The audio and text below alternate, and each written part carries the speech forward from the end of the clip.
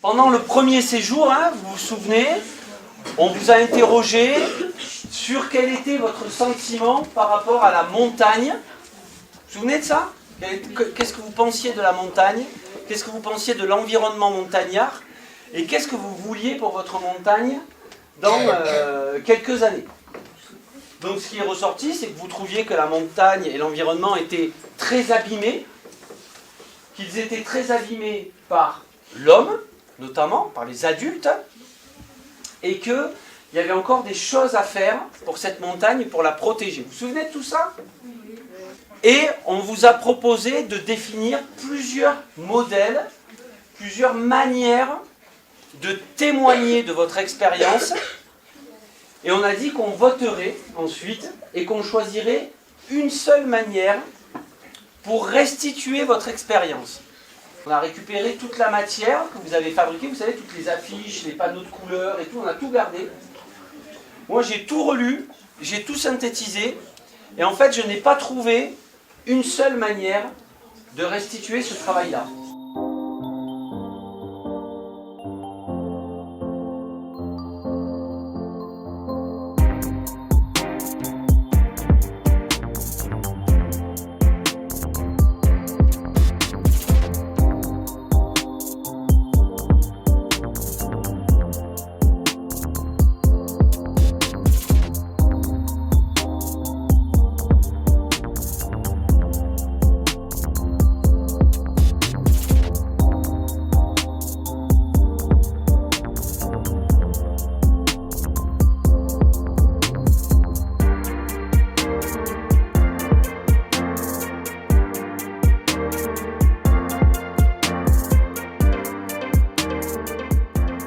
Vous communiquerez votre sensation dans le parc, dans cette expérience, la connaissance que vous faites du parc, de la montagne, de la nature. Donc il faut choisir un hashtag qui soit comme une signature. On est ici à Cogne, dans le parc national du Grand Paradis, et comme Fondation Grand Paradis, on est ravis d'avoir accueilli les jeunes de Respiration Jeunesse pour cette expérience immersive pour connaître la montagne et la nature du parc national du Grand Paradis. Et on a voulu, avec cette expérience, ce programme, leur faire vivre la nature, leur faire comprendre comment la nature et la montagne sont en train de changer, et comment on peut faire face au changement. Et en plus, on lui a demandé un effort, c'est-à-dire l'effort de raconter leurs sensations et leur expérience au grand public pour créer une sensibilité sur la conservation de la nature qui est si importante. Quel est le but du parc national, mais des parcs en Europe et dans le monde, selon vous? 3 décembre du 1922, on arrive l'année passée de fêter les 100 ans, les premiers 100 ans de vie du parc. Respiration et jeunesse, c'est un peu ce sur quoi on travaille comme Fondation Grand Paradis, c'est-à-dire vraiment vivre, respirer la montagne et le Grand Paradis, et le faire avec un esprit jeune. On a accueilli les jeunes, mais nous on a un esprit jeune, et c'est-à-dire un esprit qui est curieux, ouvert au changement et surtout respectueux de la nature et du patrimoine qu'on doit conserver.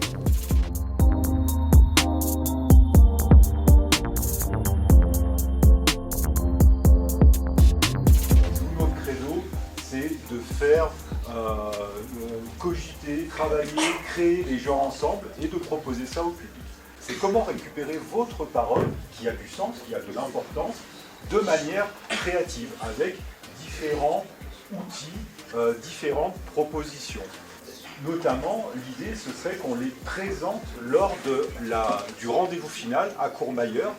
Tu rêverais de faire quel métier sur ton territoire? Moi, j'aimerais bien être guide ou accompagnateur en montagne.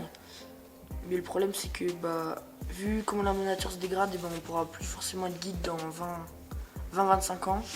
Et c'est pas un métier d'avenir. Io credo che andrei a fare la guardia forestale per proteggere gli animali, anche per piantare nuove piante. D'avoir une auberge et d'accueillir des touristes qui viennent pour visiter mon territoire. Je pense que je vais faire championne du monde d'escalade. C'est un peu ambitieux, mais c'est ce que je vais faire. Quand tu regardes l'état de la nature, quelle est ta plus grande colère? Les gens, en regardant la nature, se rendent pas compte qu'il y a un vrai problème qu'on doit résoudre. Et peut-être s'ils se rendent compte, ils ne font rien pour le résoudre. La fonte des glaciers, parce que ça se désade de jour en jour et on perd beaucoup de glaciers et c'est vraiment horrible. La fonte des neiges, etc. Ouais, voilà. Pour le ski, pour les loisirs et tout.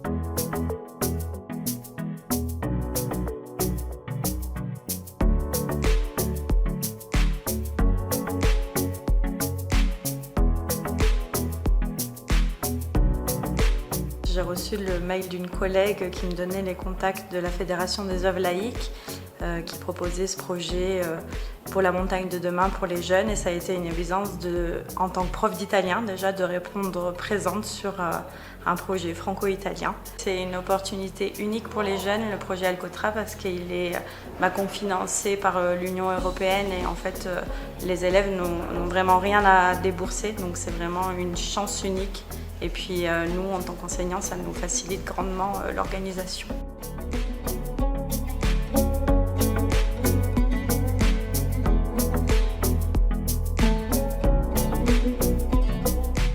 Ça apporte vraiment des compétences de vie, de vivre ensemble, le fait aussi d'aller en montagne, d'être en plein air toute la journée, une meilleure connaissance de la montagne pour certains. On a un peu, on va dire, des jeunes qui y vont souvent et des jeunes qui y vont jamais, bien qu'ils vivent dans des lieux de montagne. Donc vraiment une connaissance de leur environnement et ça leur ouvre peut-être des portes et pour leur avenir professionnel et en même temps pour voilà, leur loisir, leur passion.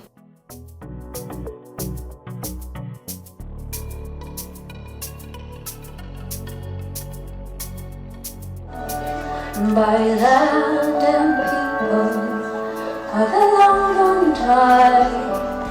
Durante la 26esima edizione di questo festival. Ecco a voi Nice au Pays des Loups.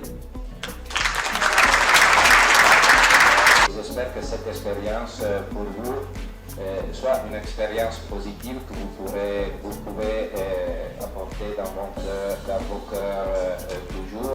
Et ça fait quoi? Merci. Ça fait quoi? Merci. Mais ça fait quoi? Merci. Grazie.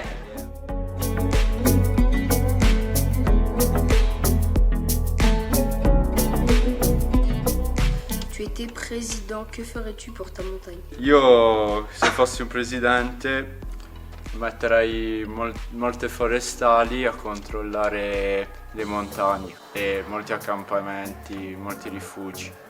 Piantare alberi e riciclare.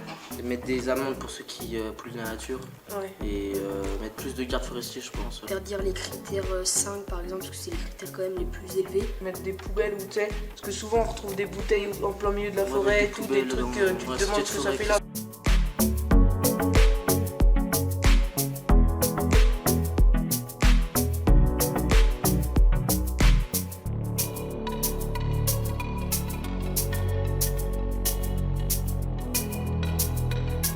Dans 3 mois à peine, puisque le 8 avril, on se retrouve chez nous en France, à Courchevel, en Savoie, pour le dernier séjour.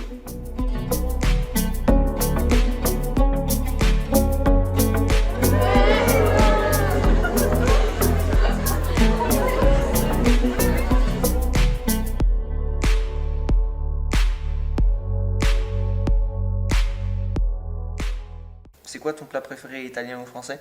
Les pâtes à c'est trop bon. Le cordon bleu, c'est français? Une croziflette. La raclette, c'est très bon. Si tu pouvais aller dans l'endroit de ton choix en Europe pour respirer, où irais-tu? Moi, personnellement, j'irais dans l'Himalaya. C'est là où il y a les plus grosses montagnes d'Europe. Moi j'irais bien au Canada. Moi. C'est pas En Europe? C'est bien. Mais non. Mais t'es con, toi, c'est en Amérique. Il faut quand même qu'on prenne conscience de la chance qu'on a d'être ici, parce qu'on est entouré de montagnes, de neige, on peut faire les sports d'hiver. L'été, on a la randonnée, on a les lacs. Panneau au milieu, c'est normal.